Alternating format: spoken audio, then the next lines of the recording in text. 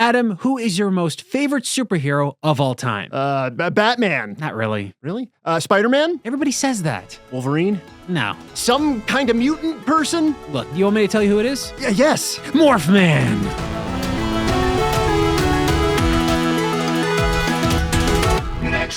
It's very rare that we ever talk about video games from this era, but yeah, a Windows 3.1 game released on a CD-ROM that's just jammed with video footage.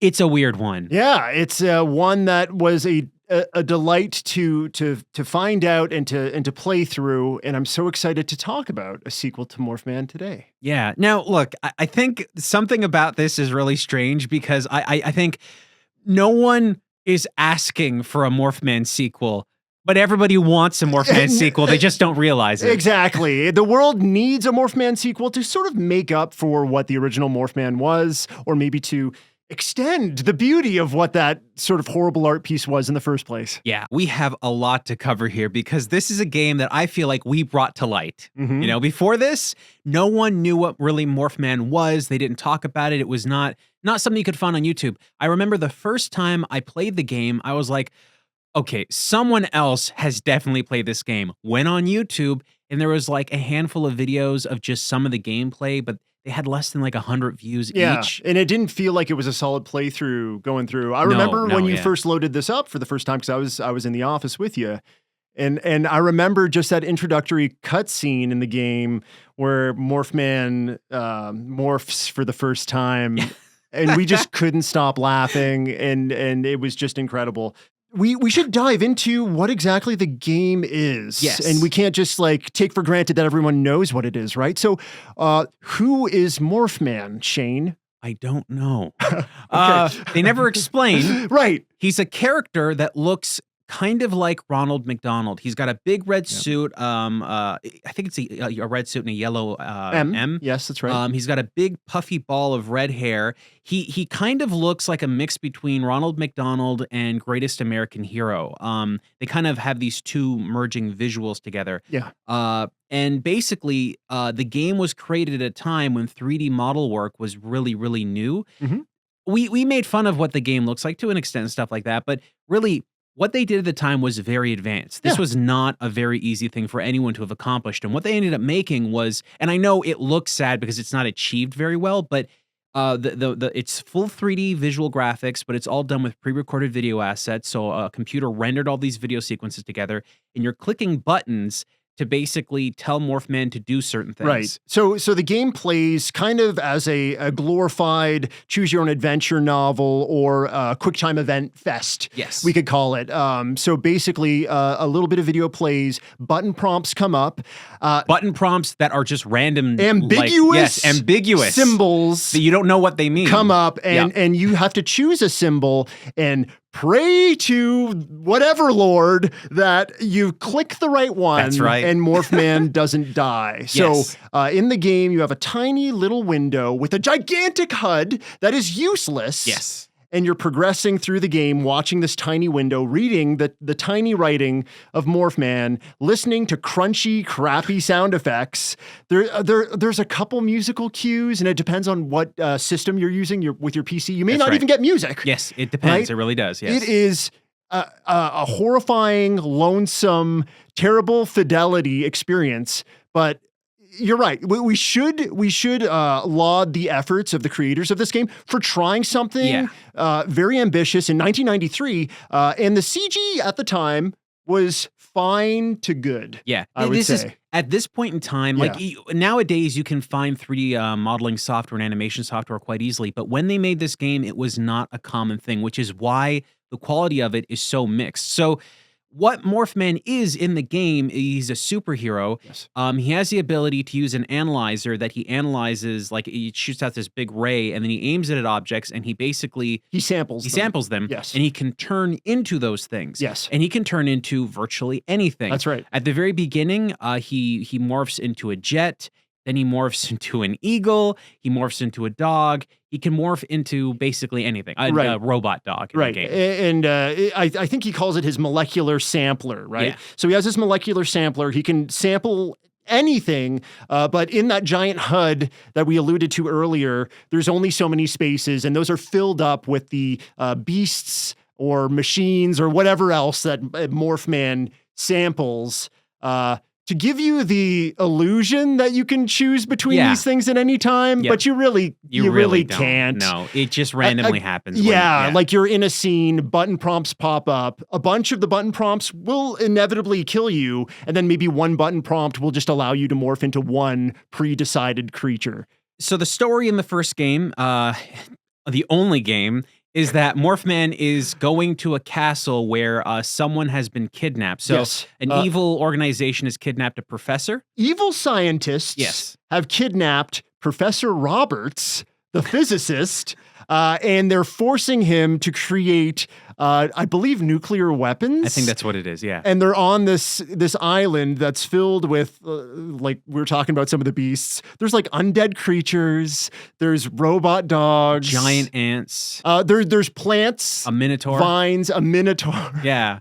Like a tentacle monster. It's crazy. If we want to talk about, because we grilled this game pretty badly on Just Bad Games for being awful, but there's a lot of fun and silliness. Oh yeah, and a lot of thought put into like this wacky place. And I kind of love that. There's a cheese factor, a coating of cheese on this game there is. between how like stilted and stiff the animations are and the ideas of like the Minotaur. Oh yeah. And like all the different creatures that I love. I think like the game is really hard to play and not like incredibly difficult. You're just going to die a lot, but you have to play it. You have to play Morphman. It's basically The Room for video games.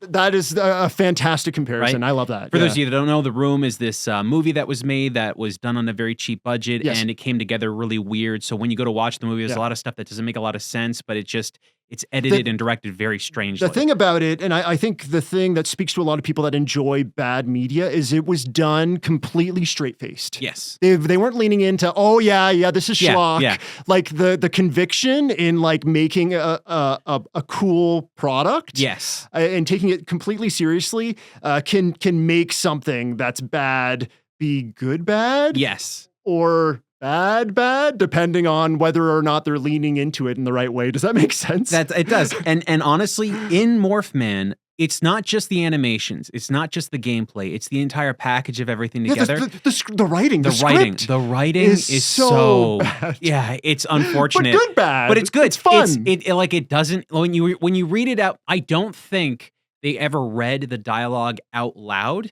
We did. So when we did, it contributes to what this is.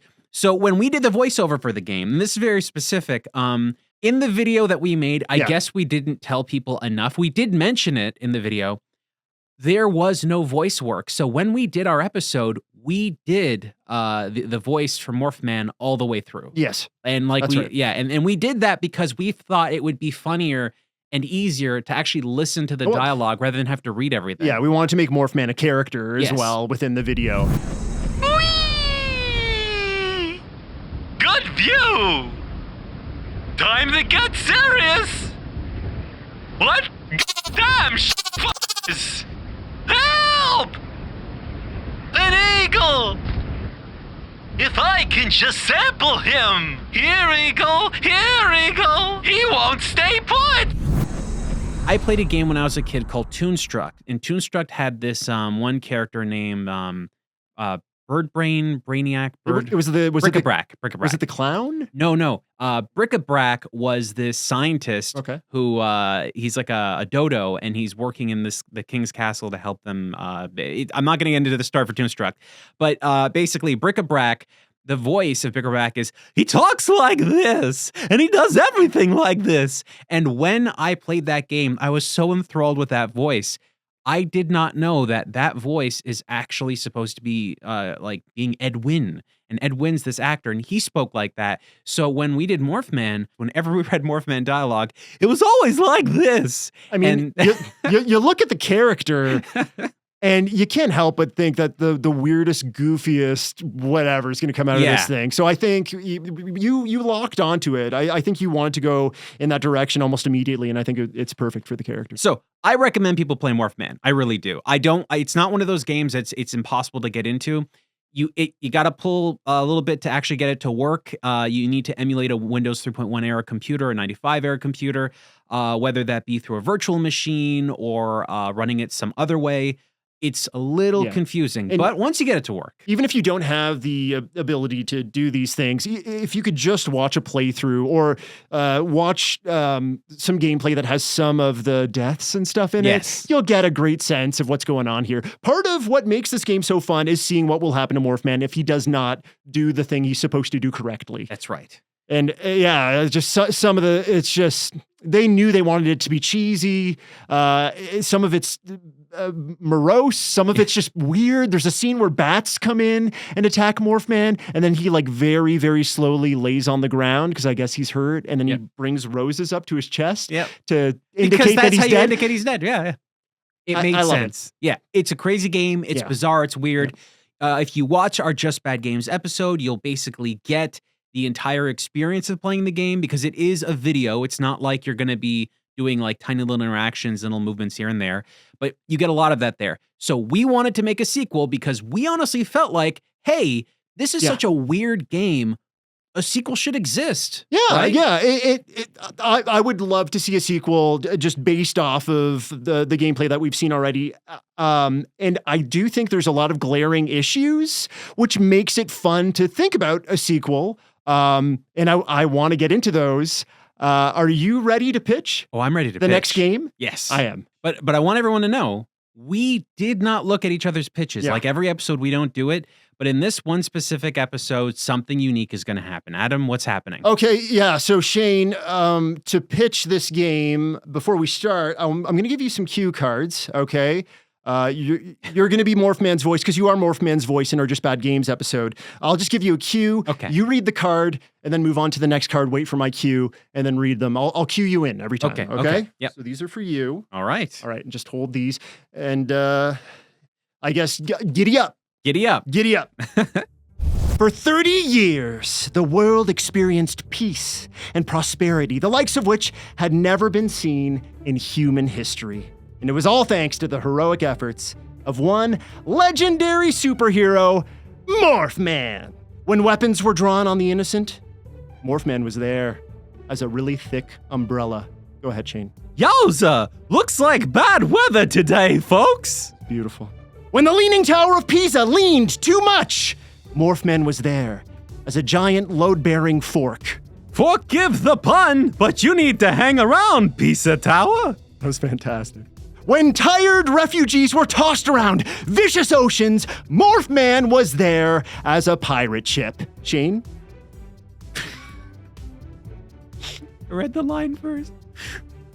Plenty of space on my poop deck. Climb aboard, mateys. Morphman was always there. Challenge after challenge. Every problem could be solved with a little molecular sampling and the power of morph. Everything could be solved, except a stroke, which blindsided the hero mid-morph as he wrapped a species preservation campaign in Madagascar. Sure, the native fish eagle was safe.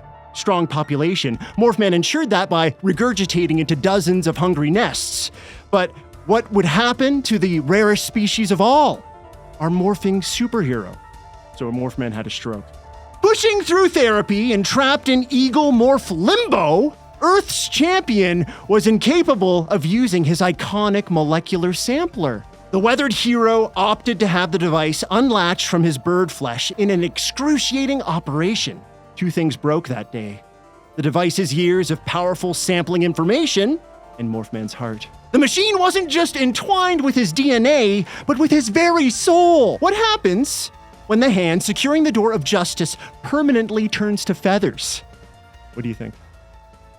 I don't know. Evil dances through! Evil dances through, Shane. That's what. Morphman knew this. The hibernating technology needed to be repurposed, but Morphman was an eagle. He couldn't use it anymore. They needed to find familiar DNA. It needed... Go ahead, Shane. My twin brother! That's right. Morphman's twin brother. Introducing Morphman 2-in. 2-in. I like that. Morphman 2-in. It's a pun. 2-in. Thank you very much for your participation. You did an amazing job. I love the dialogue. Yeah. That is fantastic. Yeah, okay. I love the delivery. Let me tell you a little bit about the sequel, okay? In this sequel / spiritual remake, it's the first time I've done this on the show, I think. Oh, yeah. You play as Murph, Morphman's estranged identical twin. So his name is Morphman? His name's Murph. Okay. So you play as his identical twin Murph. Okay. They've been separated for a pretty long time. And after being separated for that long time, an eagle-shaped Morphman convinces Murph, his unpredictable brother, to don the molecular sampler.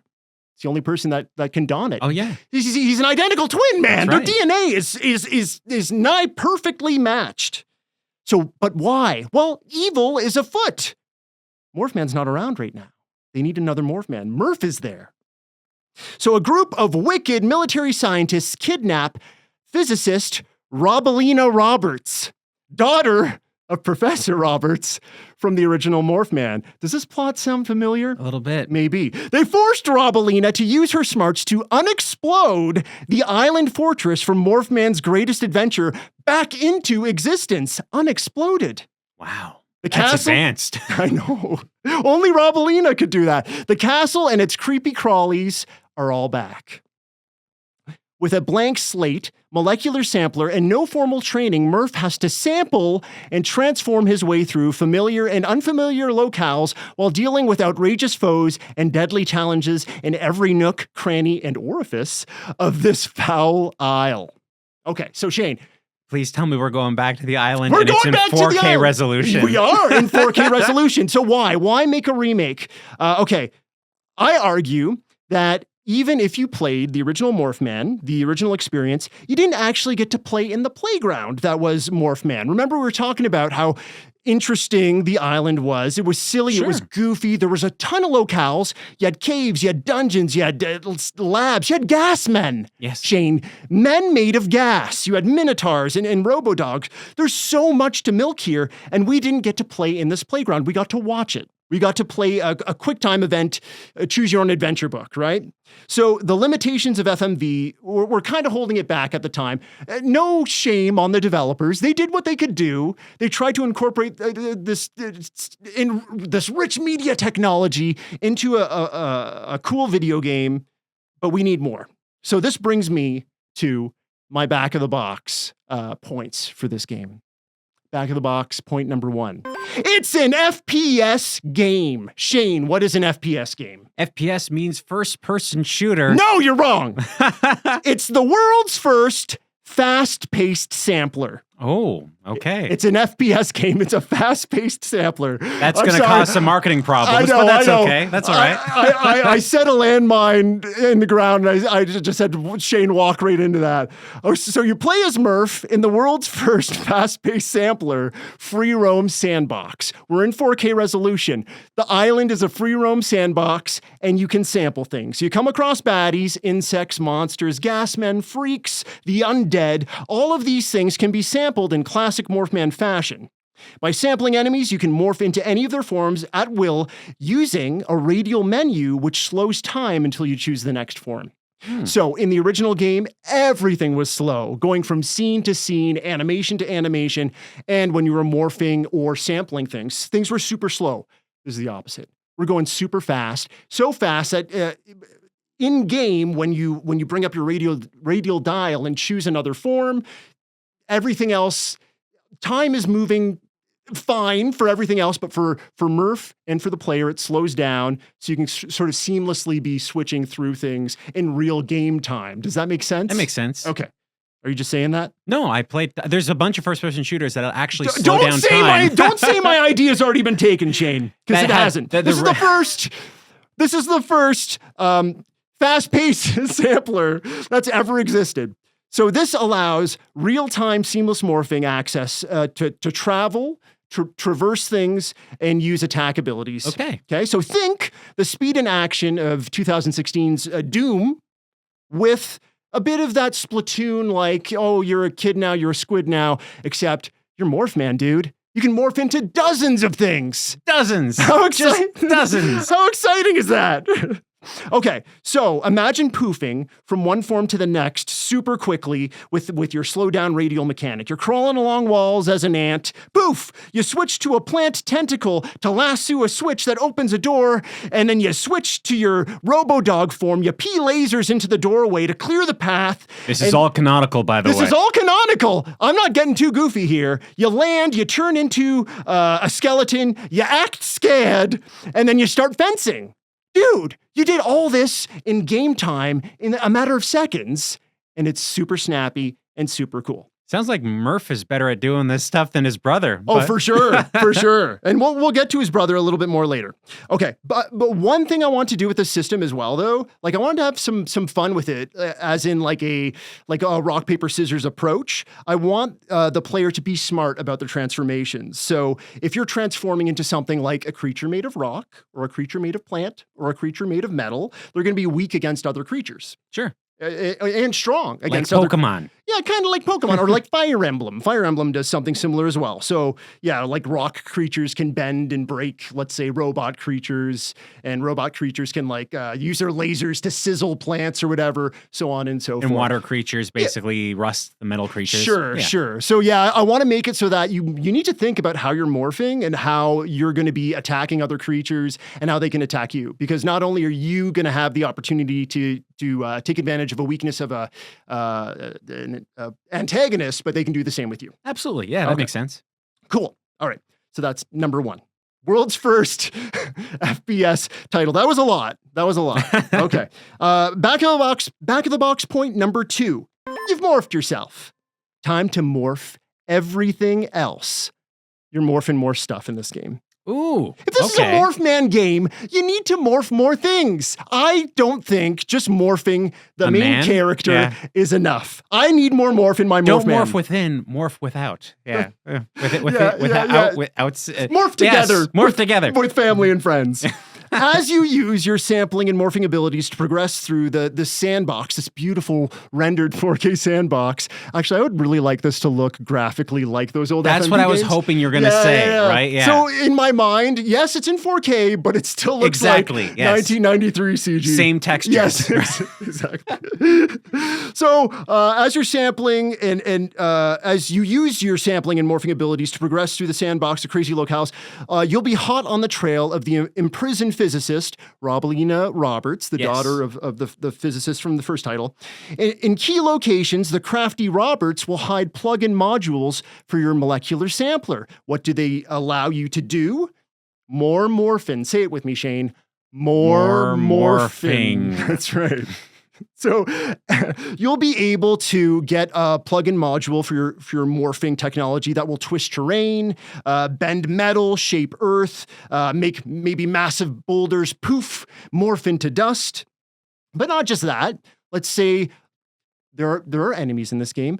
I want bosses in this game as well. I want, like, for example, the Minotaur. Sure. It would be a boss. Yeah. Okay. I want you to be able to think with your morphs and use those things to apply weaknesses to enemies. So let's say you're fighting the Minotaur, and for some reason you're morphing through things, and you still can't seem to take off much of his health.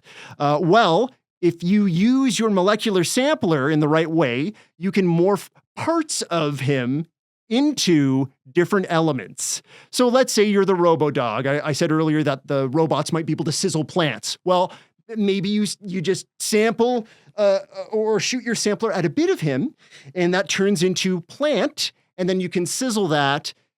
Ergo, you've created a weakness on your enemy. Or like he's a Minotaur and you morph his feet into rollerblades, and then he can't like stand because he doesn't know how to use rollerblades. You took the words right out of my mouth. That was the next thing I was going to say, Shane. Okay, so that's my back of the box point. Was it really? That's my back of the box point. No, not at all. No. That's my back of the box point number 2. There's more morphin in this game. You can't get enough morphin. No, you can't. It's Morphman. You need to be able to morph things. Yeah. Okay, number 3. Now, you haven't asked many questions about the lore of Morphman 2. Are you expanding on the lore? Well, so Murph got to the island, right? But there's some questions. In the original Morphman, at the very beginning, he morphs into a jet plane and goes to this island, this castle that's in the second game as well. So we assume that he's sampled a jet before and he has this in his repertoire. Yes. Well, the molecular sampler, it's a blank slate now, right? Yeah. So it can't really morph. Murph is rushed to this island, right? Morphman's brother, Morphman's twin brother. How did he get there? So there's some kind of backstory about... Okay. This is called Morphman 2-in. Twin. 2-in. What's the fate of Morphman, original Morphman, Morphman Classic right now? Well, he's an eagle. He's an eagle and he's recovering from a stroke. So, Morphman flew Murph in. Morphman is your brother in arms. Morphman, half Morphman eagle is with you, okay? He's helping you out. Imagine this, Shane. Imagine this. You need help. You can't figure out this puzzle. It's perplexing. You're trying to get through, let's say it's the lever maze. Yes. For those of you that don't remember, there's a maze of levers in that game that just sucks. Yeah. But yeah. So you got someone that's already been through a lot of this island. Don't get me wrong. A lot of the island's going to be tweaked and made even better for this newer experience. But Morphman is going to be kind of like Solid Snake's Colonel in this. You're gonna see him with a little eagle earpiece, and he's going to be helping out Murph. Okay, so. Gross Eagle Morphman will be able to help in several ways. So having experienced the island previously, he has an incredible knowledge of all the inner workings of the island and can help his twin brother in so many ways. Because Murph's just learning. Sure. Right? He's just sampling for the first time. He's brand new to this. That's right. What does he know? Exactly. So he's going to be holding his hand, and not literally, and helping him every step of the way. He has feathers. He can't hold. Okay. When the coast is clear, also, Eagle Morphman can provide fast travel opportunities for Murph. So Murph just holds on to him and then he flies away. That's right. So you can go, because it's an open world sandbox. I want you to be able to quickly go from one space to another. But at the same time, Morphman's recovering from some pretty serious, a pretty serious thing. He can't just like go crazy and like be fighting a bunch of creatures and stuff. Even though he is not feeling the greatest and he's still recovering, he can subdue some enemies. If you get it in the right moment, if there's not too many enemies around, he can pick up enemies and he can help you out. So he is partially helpful in combat as well. So that's my third back of the box point. The original Morphman is coming back. He's going to help you traverse. He's going to help you with intel, and he's going to help you in some combat scenarios, very, very light combat scenarios. So, will Murph find Robalina? Will the original Morphman ever return to human form? I don't know. Can our heroes re-explode the unexploded island of doom? We'll find out when Morphman 2-in is released.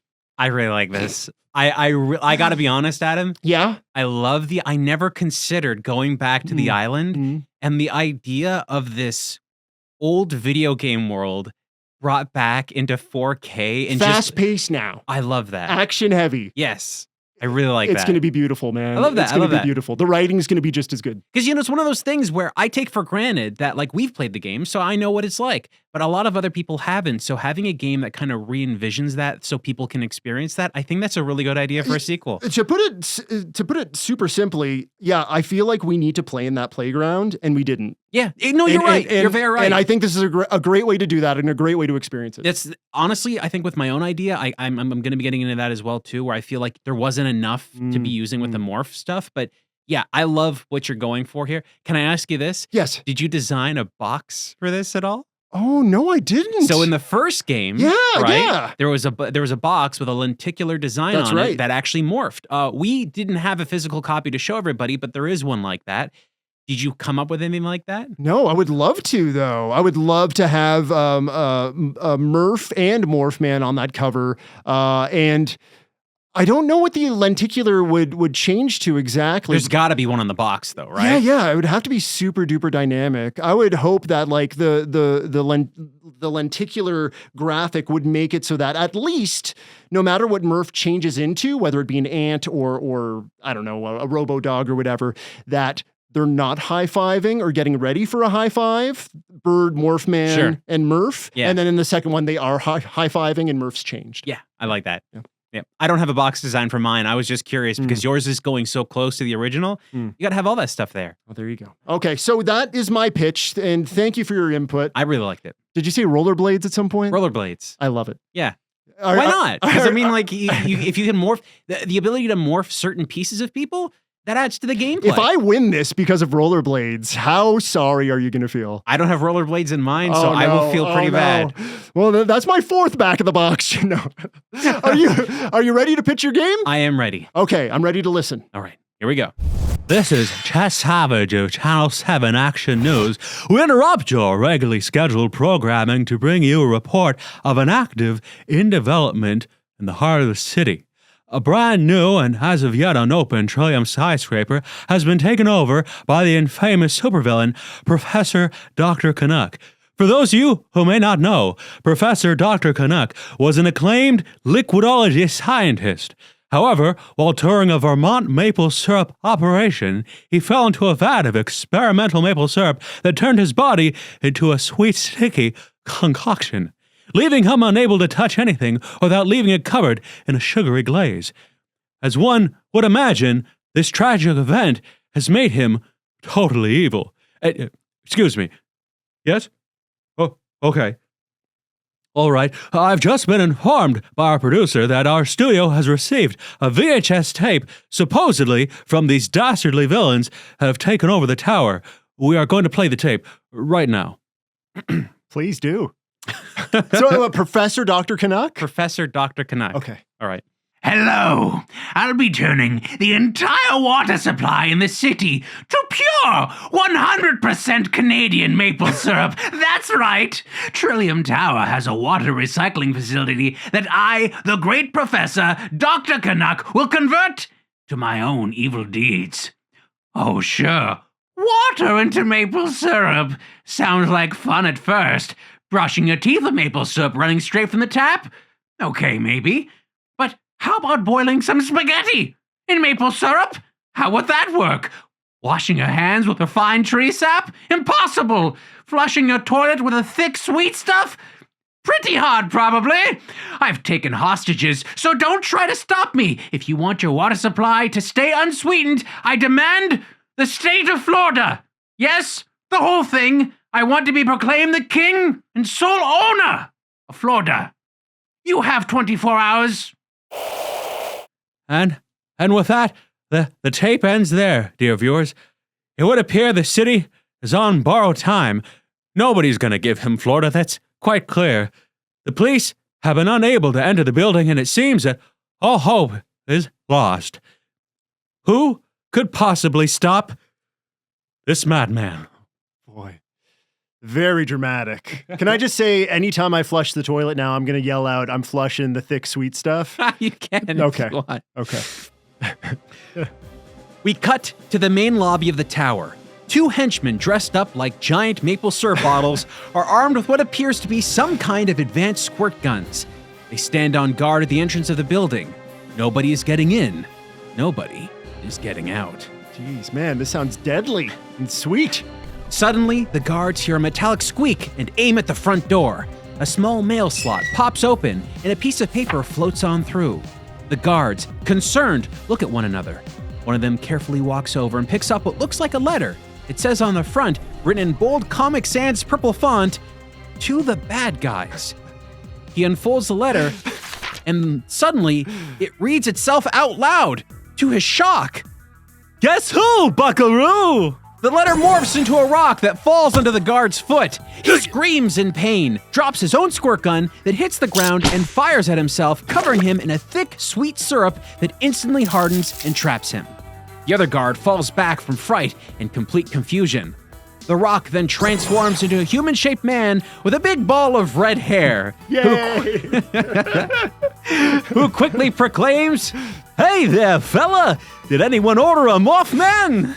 The guard aims his squirt gun at Morphman and yells out, "Freeze, or I'll stick you!" Morphman raises up his hands like he's preparing to fight. "How about you, Buster boy? I'm gonna knock the bratwurst out of you!" The henchman fires. Morphman instantly turns into a trampoline and flexes in like a big giant bowl, collecting all the syrup. I'm rubber and you're glue. Whatever you syrup squirt on me bounces off and sticks to you. All right, that's a pull. That's a reach. That's a reach. The trampoline flexes back out violently and tosses all of the syrup back at the guard, who screams for a brief second before getting completely crystallized. Bravo, Morphman. Bravo. The trampoline turns back into Morphman. He smirks. That's what you get when you hire goobers. He holds up one of his hands and it turns into a phone. Which is weird, really. Because you said he's going to be talking to his twin with the earpiece thing. Mm-hmm. Yeah, he just turns his hand into a phone. Maybe my Morphman does that as well. And I don't want to take away your steam. No. I'm inside the tower. Easier than cheesecake, Commissioner. Oh I'll find that dastardly sticky man and spread him over some waffles. Good work, Morphman. The tower is filled with innocent civilians that this Canuck has taken hostage. Rescue them all and prevent him from doing that syrup thing to the water. I can't have that happen, Morphman. I hate maple syrup. Tastes like tree urine. Anyway, good luck. The city is counting on you. Morphman turns the phone back into his hand and walks over to the entry lobby map of this giant 150-level tower, studying it carefully. Boy golly, this place is big! Our view slides over beside Morphman as we see an active security camera move over and focus on our hero. We cut to the top floor of the tower at a massive desk where Professor Dr. Canuck is watching. That's right, Morphman. Soon, I'll have you trapped, and I'll be able to use my patented transmaplifier to analyze your morphing properties in order to turn myself back into a regular human. But little do you know that once my transmaplifier analyzes you, you'll forever lose your ability to morph. And maybe even die. I don't know. I've never used it before. Cut to title. Morphman. Tower of Doom. Is this Nakatomi Plaza? I had just watched something about Die Hard, so yes, I was heavily inspired by that. It is officially Nakatomi Plaza. Okay. So yes, my whole philosophy was that Morphman is such a crazy character, he needs an equally crazy villain. And so I thought of a villain who is turned into something that he doesn't want to turn into, but he wants Morphman's ability. So this whole thing wasn't to steal Florida. It was basically to attract Morphman. You're like, it wasn't to steal Florida. No, it's not crazy. Not. He just wanted Morphman to show up so that he could steal Morphman and steal his abilities. It's the old switcheroo, the old dastardly plan switcheroo. It's not the one thing, it's the other thing. Look over here. Look over here. Bam. Exactly. And that's why all of the guards and the henchmen, they all have that squirt gun. They're not trying to kill Morphman, they're trying to capture him. Oh. So that's the idea there. But I did come up with a couple of ideas that I thought would make this game far more realistic and actually fun. Far more realistic. That's what I was hoping for, Shane. But before you get to that, I want to applaud you right now. And you viewers at home, please, as well. You got the Morphman writing spot on. The letter with to the bad guys. Yeah. Love it. I thought Comic Sans would be appropriate for that. Perfect. Okay, continue. All right. So my first feature, morph into anything, anywhere, wherever you want. Using Morphman's analyzer or sampler, the player can analyze any object, and I mean any object in the game whatsoever. Morphman isn't limited to just the selection of objects from the first game. Any object in the game world has its own functions and uses. Build up a catalog of objects and use them throughout your mission, anytime, anywhere. This is important to me. We're no longer using pre-recorded video. This is a full 3D game. The graphics, I would hope, look more like the original game than any modern game would. But the idea is you walk through, you see a rock on the floor, analyze the rock, now you can turn to the rock at any point throughout the entire experience. You see a plant, morph into a plant. The idea is the more objects you see, the more you can catalog them and the more you can use them. And we're going to talk about that a little bit later on.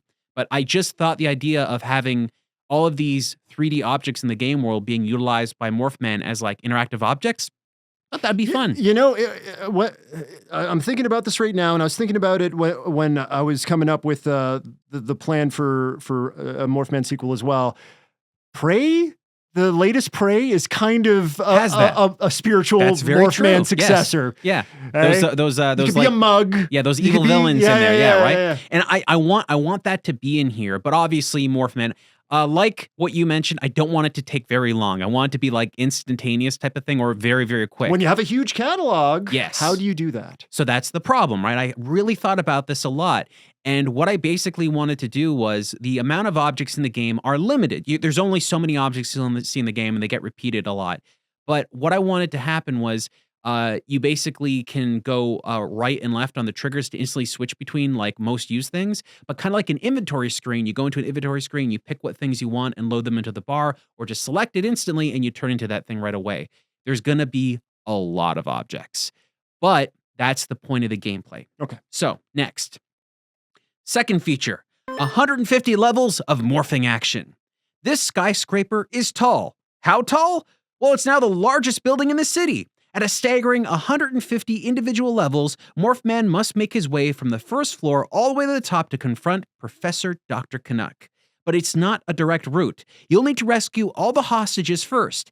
Each floor contains hostages that Morphman can rescue, as well as an unreasonably high number of henchmen. Sneak by them and silently use your morphing abilities to sneak the hostages out, or maybe confront each villain head-on. It's totally up to you and the objects you acquire to make your vision come true. Another thing I want to do is I want to be able to return to earlier floors. So I like the idea of backtracking, and I love the idea of going to an earlier, like maybe there's some hostages on one floor and you haven't collected everybody. So you can go to a later, a floor higher up, find something, come back down. Sure. Like maybe there's something that you want to sample that's not on the previous floors that can allow you to have access to that. And that's my third feature. Sure. So feature 3, super smart morphin system. Morph into objects and people that will help you move from room to room and level to level. Objects interact with other objects in multiple unique ways. There is more than one solution to every problem you'll be encountered with. So, run into a locked door, morph into a key that might fit in the door lock, or morph into a thin sheet of paper that can slide underneath, or morph into a power drill and unscrew the door joints and have the door just fall over.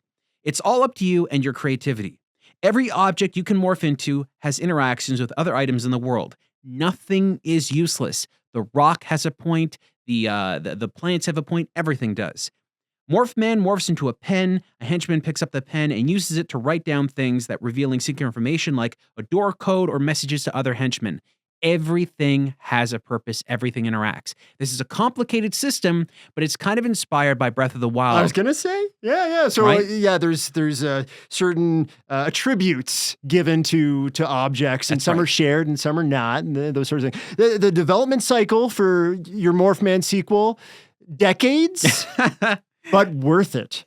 The way I thought about it was if we were going to design these levels, so you see all these levels, you have all these places. Each level has guards doing a specific thing where they're doing something and it's just on a loop. They're constantly doing that same thing. Little hitman, right? And the people that are kidnapped or whatever or are hostages, they are also in the same situation. They're doing a specific kind of loop. You as Morphman can see that loop and then mess around with the events. Maybe you turn into a wall at one point and the guard's like, wait, what? And doesn't know what to do. Maybe you turn into like a pool and they fall into a pool. The whole thing is you're going to be able to turn into things that completely change the dynamic of the stage. But it's not one fixed thing. Every possible level has multiple solutions. And I really want that to be an important thing because if you're morphing into so many things, you don't know what's going to work with what. And I hate games where it's like, okay, I have to morph into one specific key. Yes. Maybe there's a secret area where that's the case. Maybe if you want to get like a full score where you rescue everyone, that's the thing. But I wanted to make sure that things work in a specific order, and they go crazy. Morphman can morph into an elevator and use an elevator that might not be in service. Morphman can morph into a security camera and basically turn on an alarm, and then the guards freak out and they look around, they won't find anyone. The idea is really to just do this crazy thing where everything works with everything. And I know it sounds hard, but I'm pretty sure that if you just simplify the objects out, make things kind of look the way they used to in the old game, they'll stick out. It's not like you have highly detailed textured environments. You've got simplified environments that use simplified assets. I think what helps is having it in this Nakatomi Tower style building where you can have, it's such an enclosed and like precise space that it's not like, oh, it's the real world, everything's everywhere. You could have very specific items that are mostly in an office building, and then have maybe better items and stuff a bit higher and stuff. And you could really consolidate the things that you want Morphman to be able to morph into because of that environment. It's really important to take all those items and like kind of simplify them. I know that it sounds impossible to an extent, but I'm pretty sure if you just create like a laundry list of like, let's say 100 items, and then you create like relatable properties with things, I thought that would be a great way to do this and treat things kind of like dynamic so that it really felt like you were just creating a world all your own. Scribblenauts has that same concept where you can kind of create any solution to any problem. I want the same thing to happen, but now with Morphman. I know it would have been easy to just basically make a game that doesn't matter, but I really thought about how Morphman could make an actual fun game. I wanted to go beyond the first game and take the character and hopefully avoid a lawsuit from Ronald McDonald Company. That was a problem with the first one as well. Just bringing Scribblenauts into the conversation certainly like piques my interest, but like also makes me feel like this is a more possible thing. Like Scribblenauts was able to do this. You just pop a few words together and you can have like a noun, adjective, adverb, or whatever, and then you can invent anything. That game did it. And there's a possibility that this can happen here as well. And Scribblenauts required you to write everything in, right? And use an on-screen keyboard. Yeah. We're removing that feature and we're just giving Morphman the ability to see something and sample it instantly. And that's what happens. And I don't want Morphman losing anything. When he gets there, he's got a clean slate, but he grows and acquires everything as he goes along. There's some sort of thing happens to a sampler, I'm sure. He doesn't have the ability to be a jet immediately, right? At the very beginning, remember when he picked up the piece of paper and turned it into a rocket? So he has to have some roster when he first gets in there. Well, I guess you got to be able to like use your moves to get the other moves. Yes, somehow, right? So you got a limited thing, and it's literally a piece of paper and a rock, right? And a trampoline. He can turn into those three things. Just gonna keep going. A piece of paper, a rock, a trampoline. That's it. But that's what he had when he got there, right? So I don't know why. I don't know how he thought I need to be a trampoline before I get in here, and he sampled a trampoline. We're gonna forget that he sampled a RoboDog and that he maybe this is a prequel. Who knows? Remember, they are looking at a tape. Yeah. Yeah. At the very beginning, I mentioned a tape, so that's kind of important. Okay. But I don't want to give away the year of this stuff. I gotta say, man, I want to play in this playground. I like this funky fun house you've created, and I want to try it. Oh, thank you. Yes, I appreciate that. But honestly, I like your game a lot too, and I think that these games are so perfect for sequels to Morphman. Either one could work. Well, I wish both could come to fruition, but only one's going to get chosen today. I think we have to recap our game and the back of the box points. All right. Adam, what was your idea? So my idea was Morphman 2 in. My back of the box points, number 1, it's an FPS game, a fast-paced sampler. Back of the box point number 2, you morphed yourself, time to morph everything else. And number 3, the original Morphman is back. Kind of, in eagle form. And my idea was Morphman Tower of Doom. My first feature was morph into anything, anywhere, wherever you want. My second feature was 150 levels of morphing action. And my third feature was super smart morphin' system.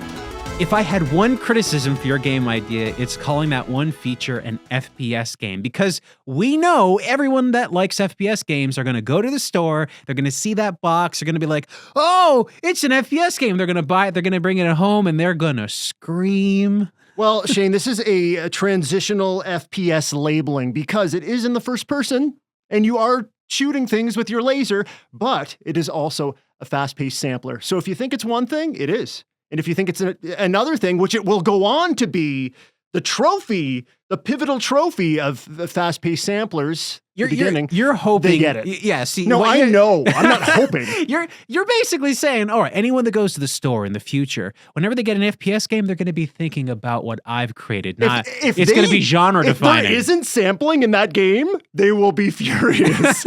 It says Call of Duty moving forward. We have to have sampling. That Morphman 2 really screwed us up. It's going to be all about this. Yeah. So I love your idea as well. well. And I do love being able to morph into everything, but I'm still a little bit worried about having a gigantic wall of things that you can morph into that you're going to have to select from, or you're worried about it. Take a moment and then go and pick through and be like, okay, here's the 8 I need. And then you go to the next level and you're like, well, I got to be a potted plant and an eraser now. I'm going to have to find those and put them back into my hotkeys. So I used to think the way you thought, and then everyone seemed to be okay with this Elden Ring game that was dealing with gigantic inventories of garbage all over the place. So I was like, you know what? I think they can handle a couple of morphable items. In Elden Ring, you don't need all those items all the time for basic gameplay. Don't. I do. Oh, I need them all the time. Every single thing to keep me alive. Name one. The health jar. Is that a thing? Well, you played Elden Ring, obviously.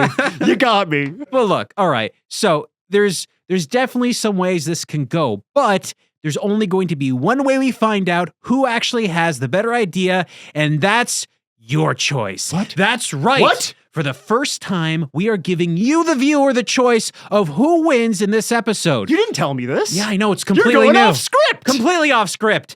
There is no guest producer for this episode. Instead, what you have to do is go to the community section on YouTube on this very page and go and find this episode, and you'll find a little space where you can vote on either Adam's idea or mine. This is going to be a big thing. The conversation is going to live with everybody watching this episode. If you think Adam's idea was better, vote for him. If you think my idea was better, vote for me. But at the end of the day, it's going to be completely your choice. I thought you were going to say, at the end of the day, vote for me. Yeah.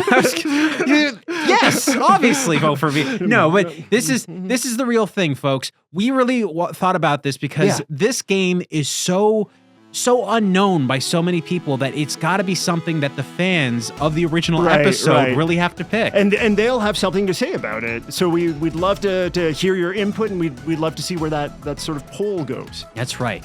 So, everyone, it's now up to you. You got to pick who is going to make the next game. Next game.